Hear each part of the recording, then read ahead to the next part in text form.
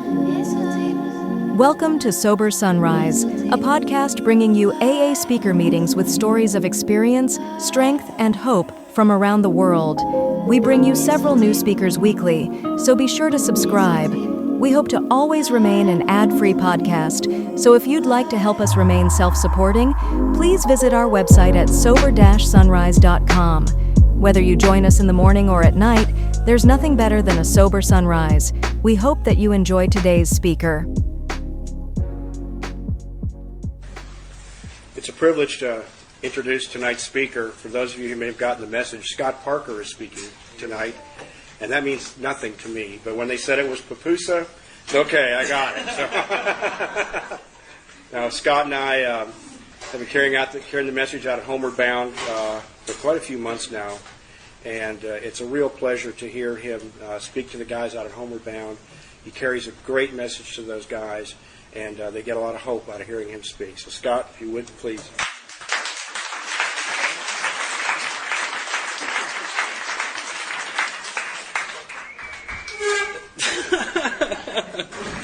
Hey guys, my name is Scott Parker, and I'm a recovered alcoholic. And because of a kind and loving God and a sponsor that holds me accountable and keeps pointing me in the direction of that God, I've been sober since May 16th of 2006.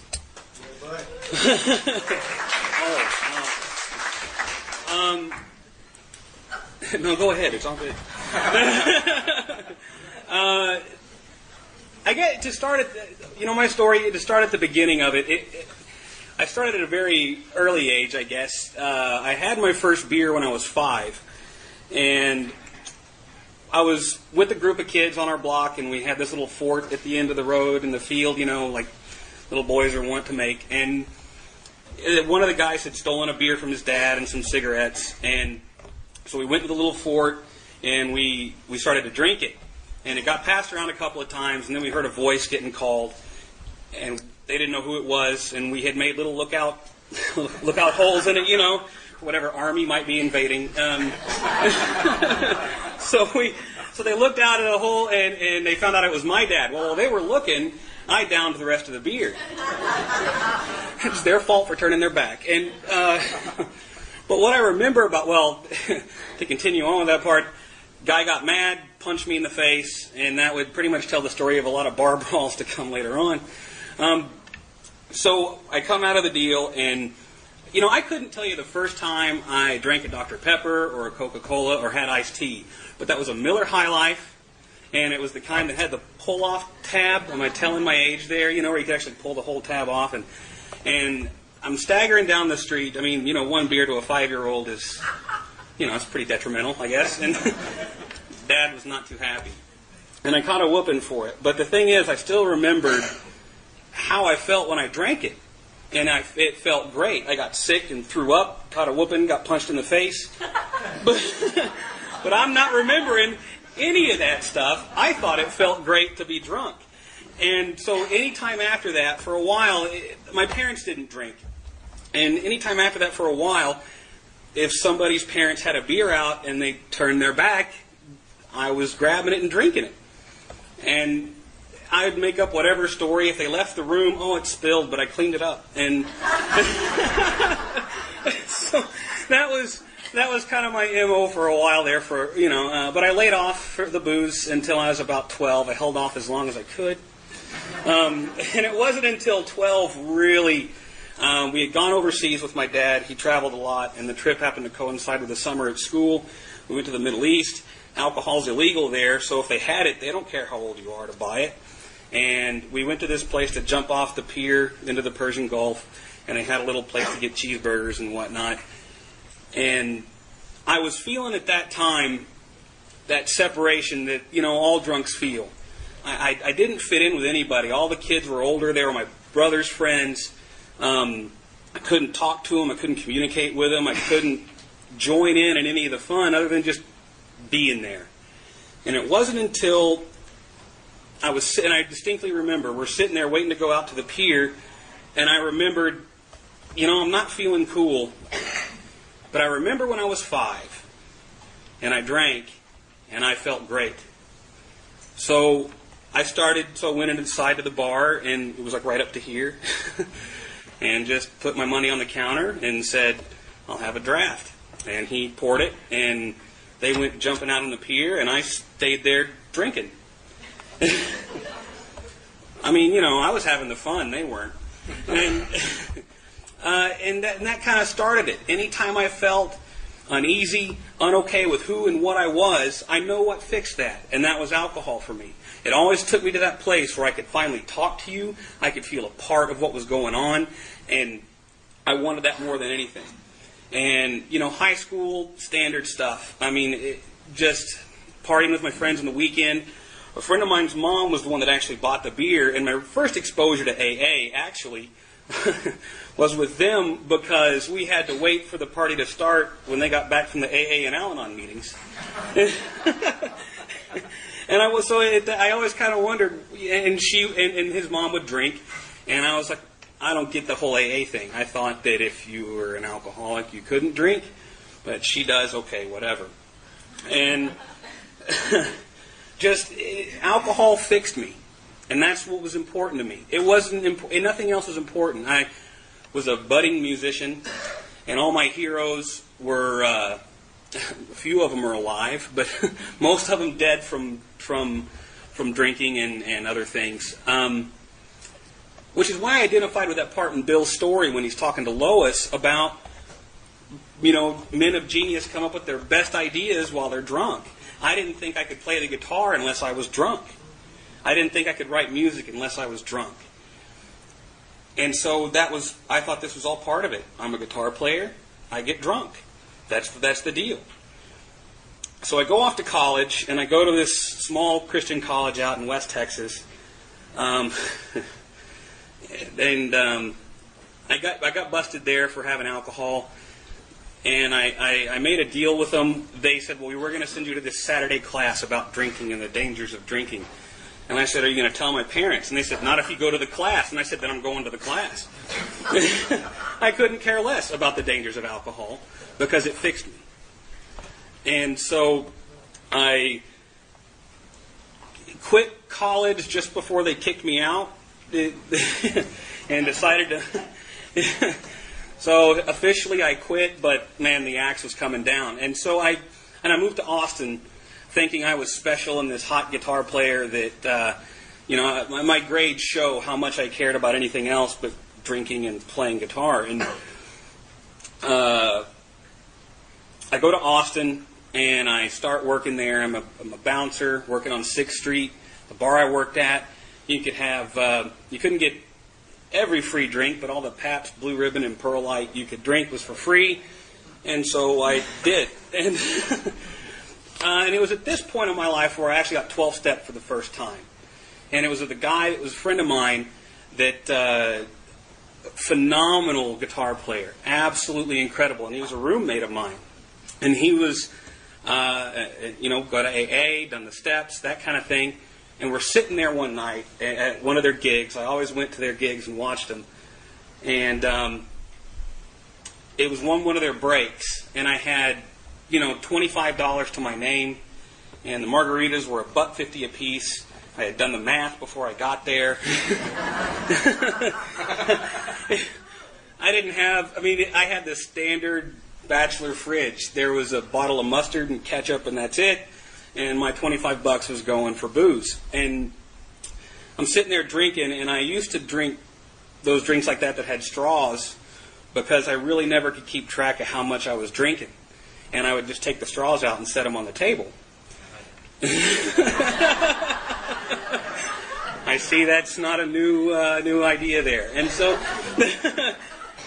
And Hale comes up to me, and he's sitting there, and he's watching me. And he's been watching me for a while. And he said to me, he goes, and I thought these were the dumbest questions anybody had ever asked me before in my life.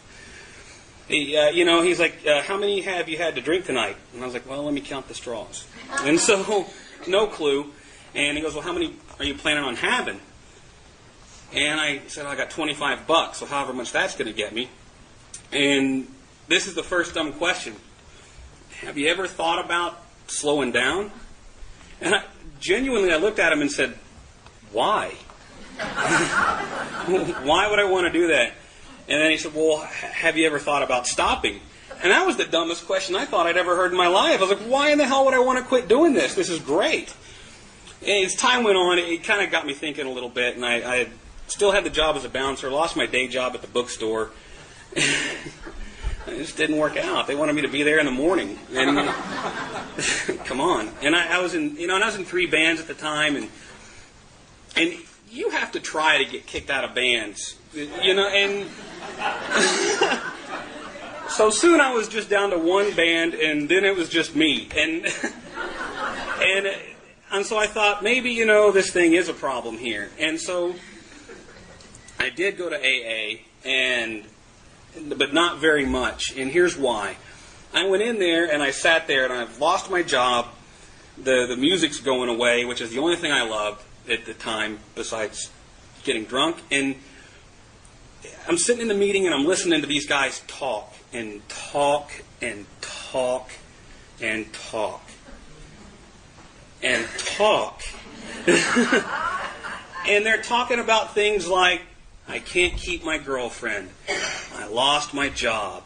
I can't pay my bills. And I'm like, maybe it's just this meeting. And I can't stand to be here. So I left that one. I went to that one maybe 6 or 7 times. Went to another meeting across town. And it was the same thing there. And they only got about 3 meetings out of me there. And I got up in the middle and walked out because I did not want to hear about this person's crap. I just didn't care. I was here to stop drinking, not listen to their garbage. So I got up and I walked out, and the guy, comes running out and chasing me, and he's like, where are you going? Where are you going? And I looked him dead in the face, and I said, I already can't pay my bills, can't hold a job, and can't keep a girlfriend, and I'm drinking. I said, you people aren't drinking and can't keep a job, can't keep a girlfriend, and can't pay your bills. Why in the hell should I stay? And I left, and I walked out.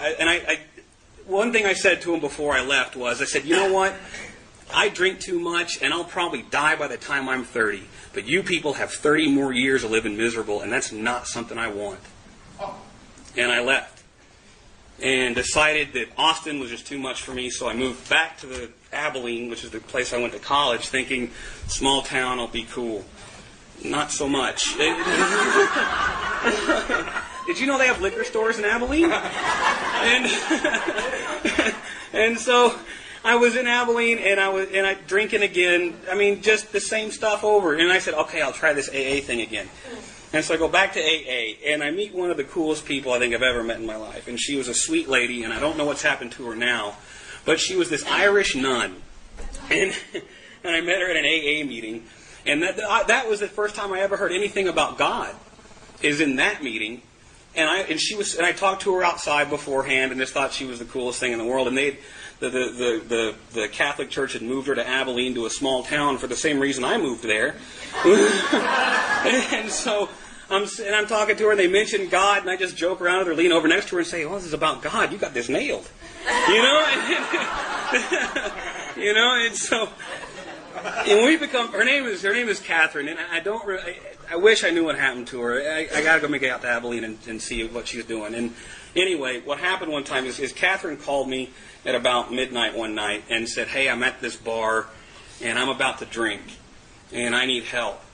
And I said, "What can I do?" And she said, "Just please come down here." And I said, "Okay." So I went down there, and I hadn't had a drink in about maybe 2 weeks, 3 weeks or so, and I was ready. But I was going in there thinking, all right, I'm just going to go get her, we're going to leave, and we're going to go to IHOP or something and get out of there. Well, I opened up the front door to the bar, and that smell, the stale smoke and booze, and ZZ Top is playing on the jukebox, and I'm like, home. And so I walked in, and I found Catherine sitting there, and she's sitting at the bar, and she's not having the good time I am. She's staring at a shot and just staring at it and staring at it. And I walk up next to her, and I sit down, and I say, "All right, what do we do now?" And she was like, she's like, I don't know. I said, we could leave. And she said, well, I'm not ready to leave yet. And I said, all right, neither am I. And so she had a shot, and I thought, well, to be fair, I better get one too. And so I got a shot, and we're sitting there, and she finally says, we're going to drink, aren't we? And there's a distinct difference between her experience and my experience. She's scared shitless of taking that drink. And I'm excited because the pain's about to go away. We take the shot, and it is ease and comfort right away for me. We order another one.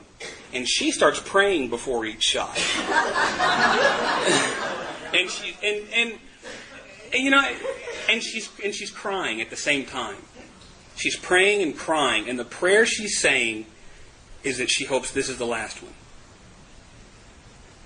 And I didn't feel like that yet. So had somebody brought me a message at that point, how it should have been brought, I don't know. I doubt I would have taken it at that point, because alcohol was still working for me. It was still solving my problem. It was still my solution. It was still what I did when I had a bad day. It's what I did when I had a good day. And with her, it wasn't like that. She wanted to stop desperately. And I just wanted the pain to stop desperately, and that was the only way I knew how. And so we both get hammered, and she doesn't have a car, so I drive her home. And I drop her off, and I saw her, I went to a couple meetings after that, and we got drunk one more time together. And I thought it was kind of cool getting drunk with a nun. I mean, that's why I laugh every time. You know those calendars that have like nuns doing bad things? And I'm like, that's why I chuckle every time, because, I was part of that. And so, oh boy. And so, you can, so I don't know what happened to Catherine. God bless her. I really hope that finally a recovered alcoholic came across her path and offered her a solution to what the deal is. The next several years of my life are very standard alcoholic crap that happens. Still can't keep a job. I got fired from Home Depot. Apparently they don't like it when, again, you're supposed to be at work at 3 and you get up 3:30, 3:45 and drive their forklifts drunk. They don't like that. And I got fired because I was screaming at my boss because I was going to get written up again for being late. And I thought that was just unfair. And at that point I had moved around a lot. I've lived several towns in Texas, even moved to New Jersey, thinking every move or the girl I'm moving there for is going to fix me. And none of it ever does. It's always the same. The same idiot that left one town shows up in the next one. And so no matter where I went, there I was. And my parents living in Houston, fired from Home Depot. They're sick of my junk. And they did the best thing for me, and they kicked me out of the house. And I didn't have anywhere to go except to the girlfriend that was living in San Antonio. Moved out there. Ended up getting promoted and moved to Dallas through a co-worker of where I worked at that place. Knew somebody that goes to this group. I try not to stay drunk long because that's not even the good stuff. It's just, so I met this person that goes to this group, and we're hanging out and we're friends and we're doing whatever.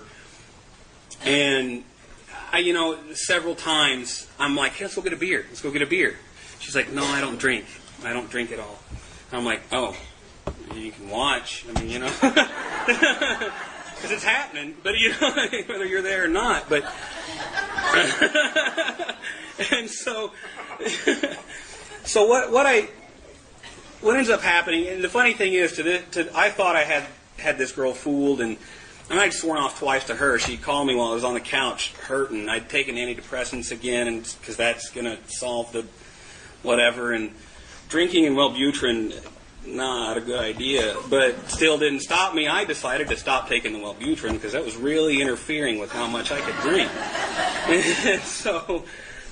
So anyway, I swore off twice to this girl, and finally she says, she tells me after I'm asking her to go out to get a beer, she says, well, I can't drink because I'm allergic to alcohol. And the thing that kicked me off that she was in AA was because that's what they told me to tell people way back when in Austin. Tell them you're allergic. But the thing is, they didn't explain what the hell that meant. That was just something I was supposed to tell somebody when I wasn't supposed to go drink with them. And anyway, so she brought me here, and I mean, thank God for this group. And thank God for the fact that people here do the steps and carry this message, because y'all had one meeting. And if I had to listen to people's crap, she told me how many people came, and I'm like, oh. There's 150 people. I don't want to listen to 150. I'm going to have to get drunk just to deal with the meeting. And so, but I said, listen, I don't want to hear people bitch and moan about their lives because I really don't care. And she's like, that's not what our meeting is like. Just come to one. And I said, okay. So I came, and I went to a foundation meeting, and I'm sitting there listening, and I'm telling her that I'm going to be a good supportive friend for her. And that was a lie. Because my life is falling apart. I'm about to lose the job I have then. Things aren't going well. And the thing is, when I would stop drinking, life never got better. Life never got better when I quit drinking. It got worse. And that's... me without a solution is an ugly thing. Ask my parents. Because, the times when I'm living with them, why do you think they threw me out? I was either staying out late and getting drunk or screaming at them because I was trying to not drink, and I couldn't deal with anything. And those poor people, I put them through hell, and they still love me. And, wow, I love those people to death. Anyway, so I get here, and I'm in this foundation meeting, and I'm thinking again, I better hear something good, because I'm glad one person's talking instead of everybody needing to unload their junk. But she started talking about the big book and the steps and what they meant. She talked about step 1, about what powerless is. Explained the allergy to me. Explained the reason when I start drinking and I can't stop is because I have an allergy to alcohol.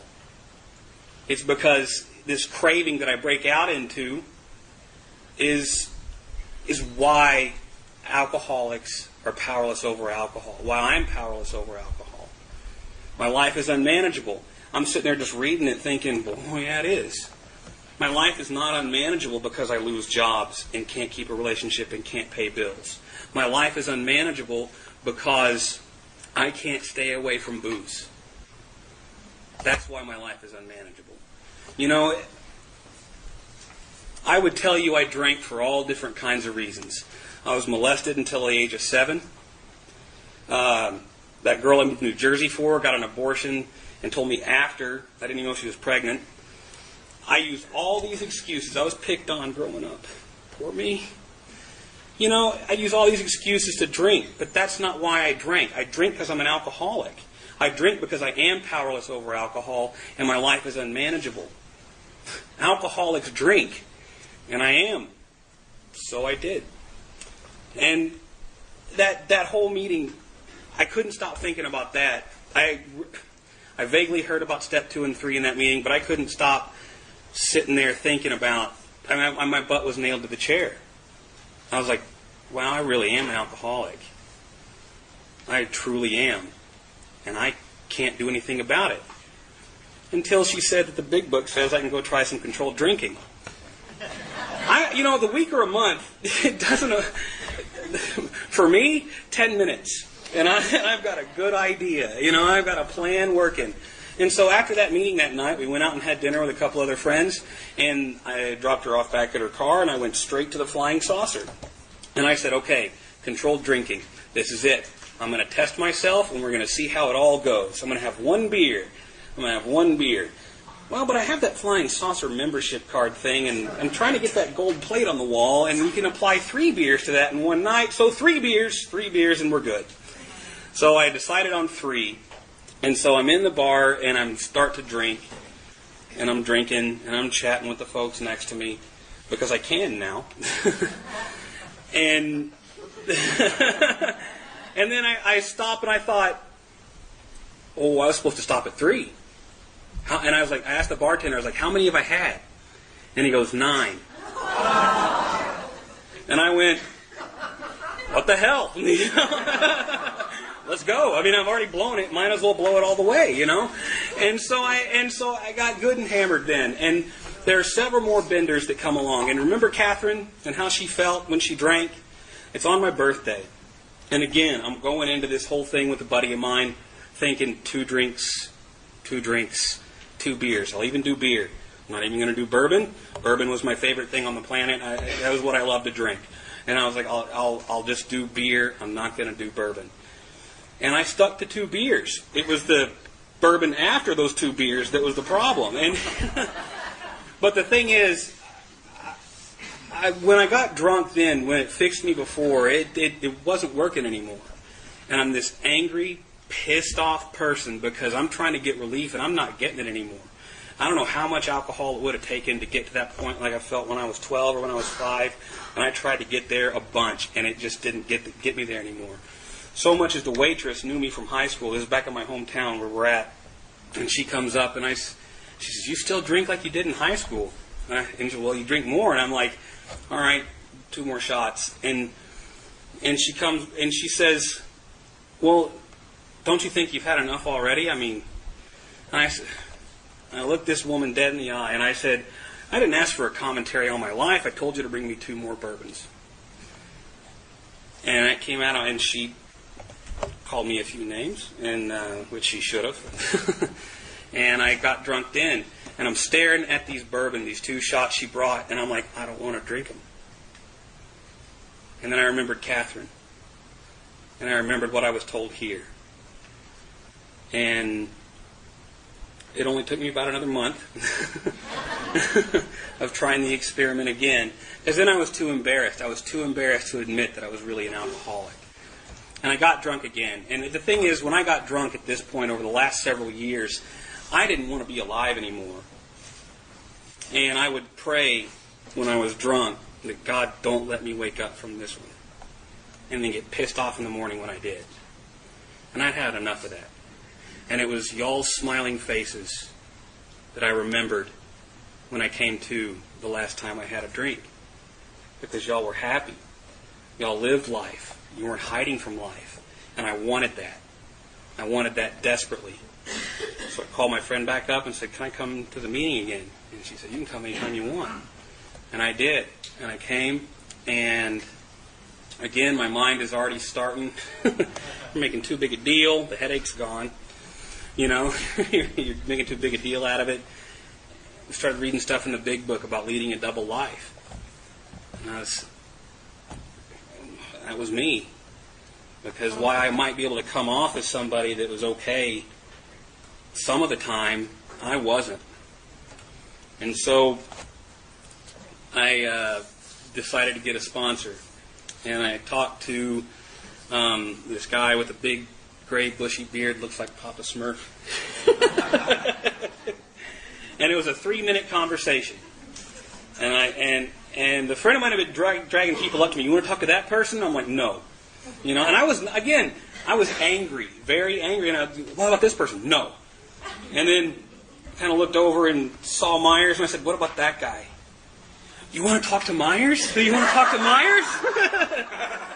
And I'm like, sure. And I go over there, and I don't know if y'all were here for birthday night. It was in the closet back there. And I walked up, and he said, and my friend said, Myers, Scott, Myers. And Myers goes, what's your deal, booze or drugs? And I said, alcohol. He goes, do you want to quit? I said, yeah. He goes, you want to quit forever? I said, yes. He said, okay. And then, I didn't say anything after that. I didn't know what to say. And he walked off, and I asked Wendy, who is one of my best friends on the planet. I asked her that night. I was like, "Do you have that Myers guy phone number? I want to talk to him and ask him to be my sponsor. Is he good?" You know, I didn't know who he was, and Wendy said, "Well, did you hear God through him?" And I was like, "I know when I talked to him. I don't know. I guess so." And I had heard what he said during the meeting and his comments, and she said, "Call him." And I left the 10-minute long message on his voicemail. Hey, this is Scott, and I talked to you last night in the meeting. I don't know if you remember me or not. Big guy, goatee. Would you the whole be my sponsor? And he called me the next morning and said something that kind of shocked me. He goes, "Again, are you done for good and all?" And I said, "Yes." He goes, "Good, because if you're not, we'll dust your butt off and let you go get finished and come back when you are. Meet me Thursday." "Yes, sir." And so I did, and we started from there. And working the steps from there, he made sure I understood what being an alcoholic was, making sure I understood what step 1 was all about. He said, "How do you feel about God?" I said, "I'm okay with God." He said, "Good, done with step 2. And we did this 3rd step prayer, and then as soon as we got done with the 3rd step prayer, he handed me my 4-step sheets. And he said, "You have a week." And I had it done in about 3 days. He had gone out of town. And we should all work the steps the same, but my experience with the steps, I didn't get the 3rd step promises right away. And here's why. Because I wouldn't have been able, if I'd have gotten any relief whatsoever at that point, I wasn't able to think of who I resented. Because believe me, at that point, my mindset, it was not hard. I hate this guy, I hate this guy, I hate them. And it was not hard for me at all to make that list of people I resented and why. I'll tell you all day long why they're jerks. And I was not feeling all right. My solution's gone and I'm scared. And I called him one day when I was at work, and I said, "Myers, I don't feel good, man. I'm going nuts and I want to drink." He said, "Well, then go drink." I said, "I don't want to drink. I want to know how to not do that."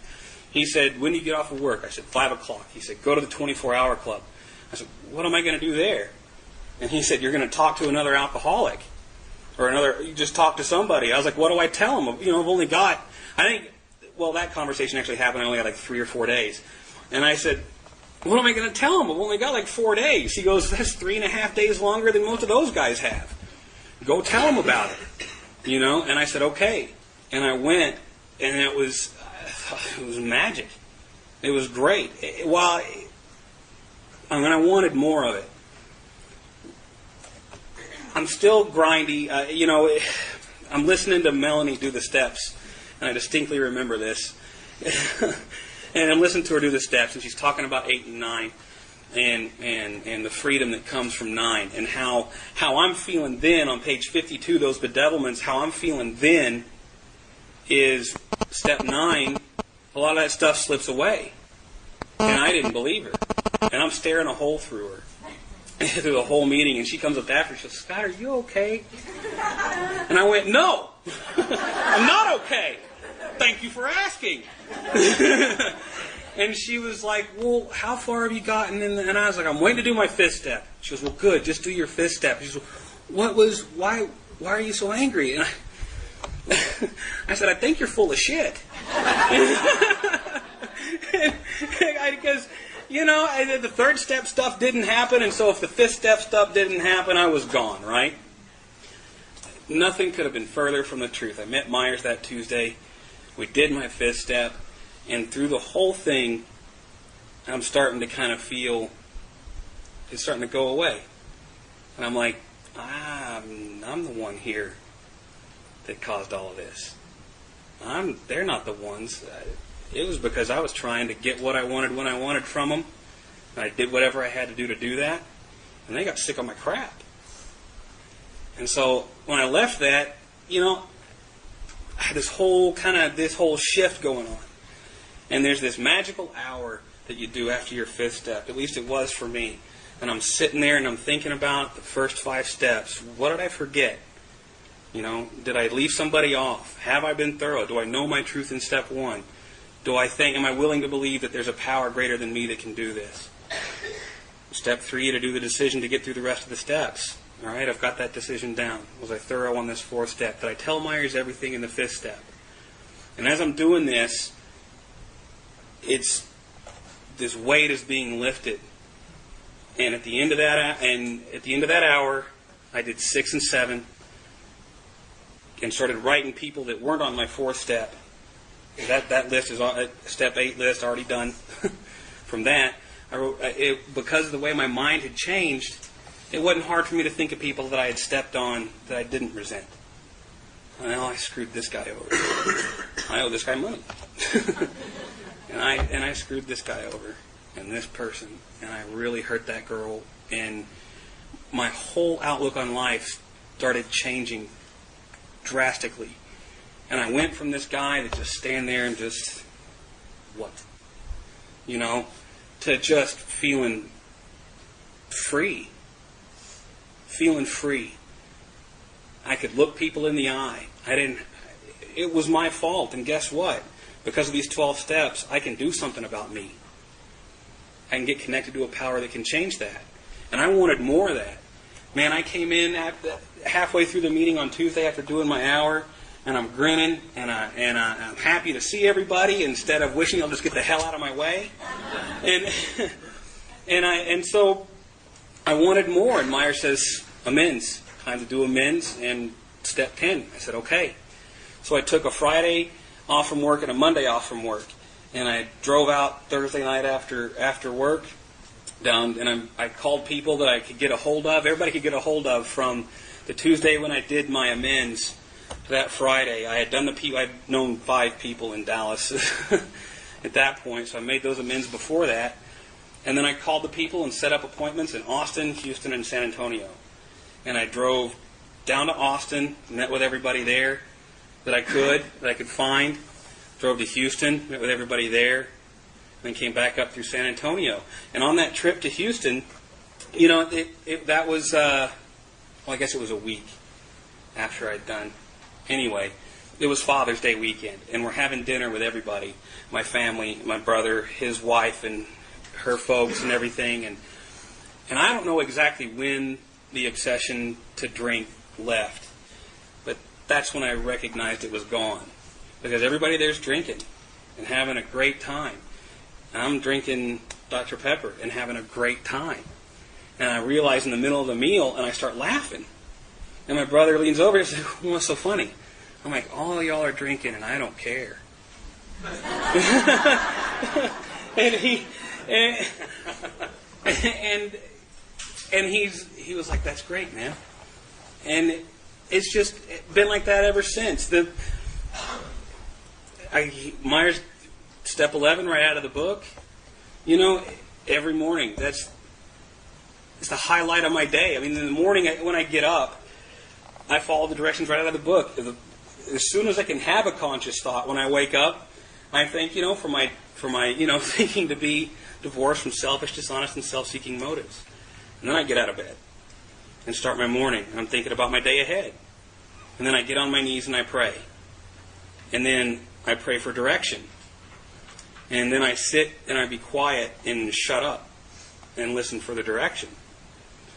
And that time in the morning, I'm telling you, if it's the coolest moment, because it's just when it's me and God and nothing else. And I enjoy that time the most. Because I get off the couch or wherever I'm meditating from, and it's like I'm floating at that point. It's just the coolest feeling in the world. Doing 12-step work, step 12, you're missing out if you're not doing it. I'm telling you, it's the coolest thing in the world. To get a guy that comes in that was just as scared as me or even more so, and to say, you know what, bud, it's not how life has to be. You want it. And if he says, yeah, you take him through it. And if he says, no, here's my number, call me when you're done. But and all sorts of cool things start happening in your life. And it was a time, I was 2 months sober, and Myers was doing the steps down at the Triangle Group. And we met up here on Thursday before the meeting and all drove down there together. And it was on these Thursdays Don't tell.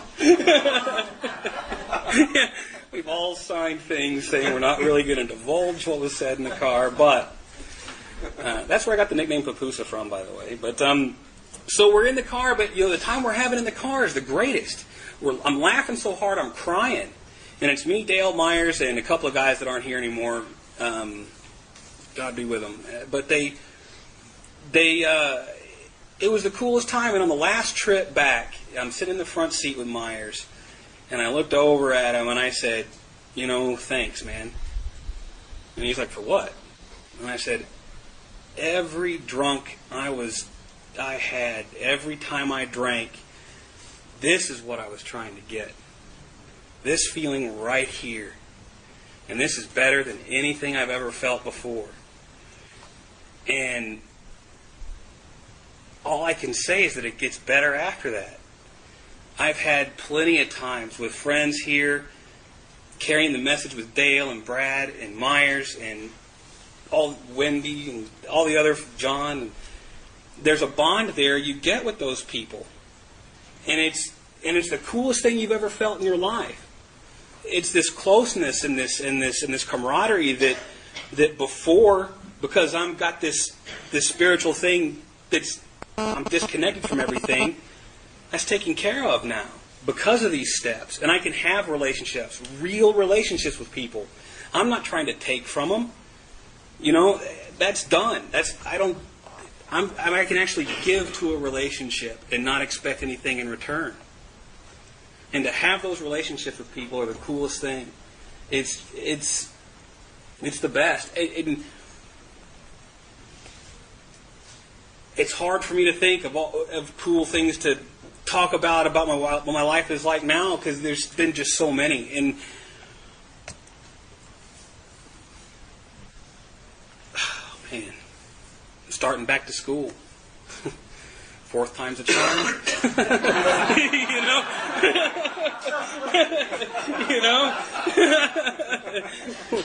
So I'm still. And about that, I lost my job. That job that I got promoted and moved up here on. I lost my job. A girl I cared about very dearly. It didn't work out. I didn't drink because the solution to my problems now is in helping somebody else and getting out of the way and letting God take care of all that stuff. I lost my job. Myers has been jabbing at me to go back to school forever. So I prayed and I said, God, okay, if it's your will, I want to go back to school. And hopefully I'll get a job where I can afford to do that.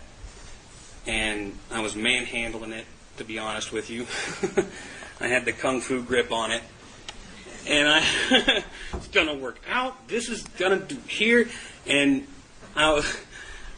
I called Myers and I was like, this job thing just ain't working out, man. And he said something real quick. He said, God either is or he isn't. Make your decision and go on from there. All right, I'll talk to you later. And that was the deal. And so I pray. I hit my knees and I said, God, this isn't my decision. And whatever you want to happen, let it happen. If I'm supposed to go back to school, great. If I'm not, fine. It's up to you. 2 days later, a friend of mine, company he works for, calls up and says, hey, I have some job opening here, and they have tuition reimbursement, and go check out the schedule and just come in. And I said, okay. And so I knew the schedule was going to be evening time, whatever. And I said, Myers, what do I keep? I don't want to miss. What do I do? He goes, you have a commitment on Wednesday. Well, I want you 1 meeting a week and 1 commitment a week. That's your job. And I said, okay. So I go in. My commitment is on Wednesday nights at Homeward Bound. My days off are Wednesdays and Thursdays. There's my meeting a week and my commitment. And the schedule is perfect for me to go back to school. So I took it. And again, like I said, Things like that happen all the time. When you truly do put your life in God's hands, He's going to take care of it. Those third step promises don't stop coming true once you start doing the fourth step. Perform your work well, and God will give you what you need. And it's been my experience with that. You know, one of the coolest things in the book, page 100. It says here, you know, in the middle of that first paragraph there, it says, when we look back, we realize that things which came to us when we put ourselves in God's hands were better than anything we could have planned. Follow the dictates of a higher power, and you will presently live in a new and wonderful world, no matter what your present circumstances. And it's the truth. If these promises didn't come true, I wouldn't be here. No recovered alcoholic would be here if these promises didn't come true. And the thing is this, I'm not special. I'm not even that smart. You know, I'm just a drunk that shut up and took direction and did what was out of this book and was so sick of the way my life was, it was either going to end or something was going to get better. And there's nothing I could do in my own power to make it get better. God's the one that does that. I just follow directions. I do what the book says, and God takes care of the rest.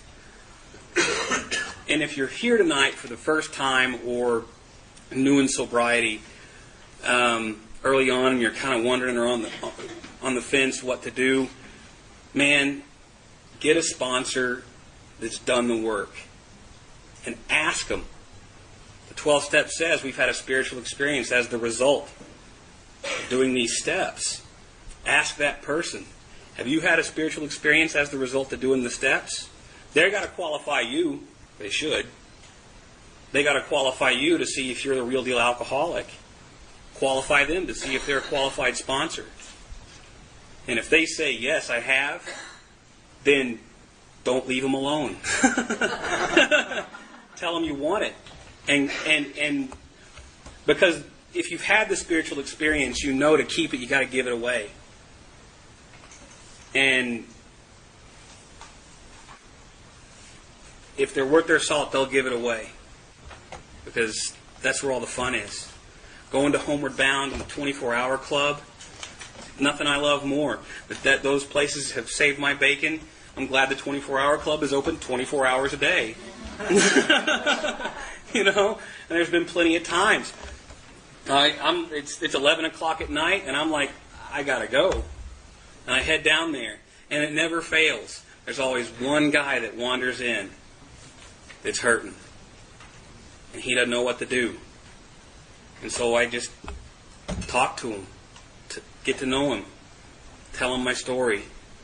You know, I'm not there to take his inventory and go, well, because you drink, you're da-da-da-da-da. That's not my job. My job is to go, this is how I drank. This is how my life was before.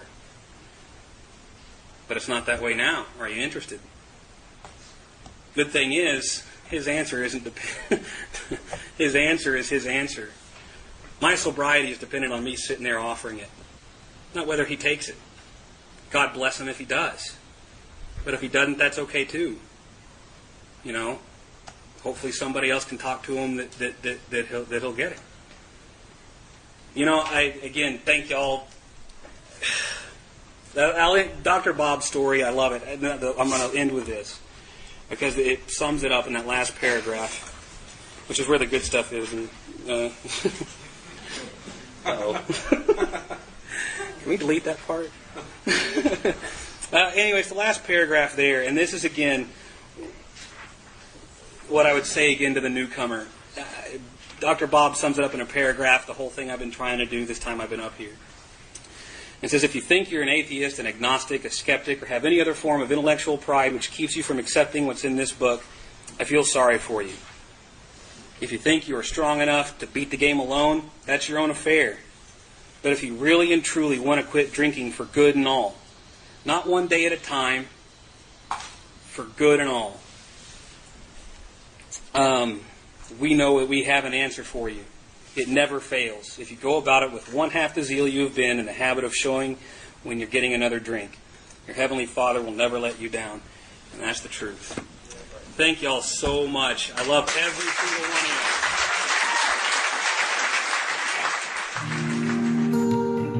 Thank you for listening to Sober Sunrise. If you enjoyed today's episode, please give it a thumbs up as it will help share the message. Until next time, have a great day.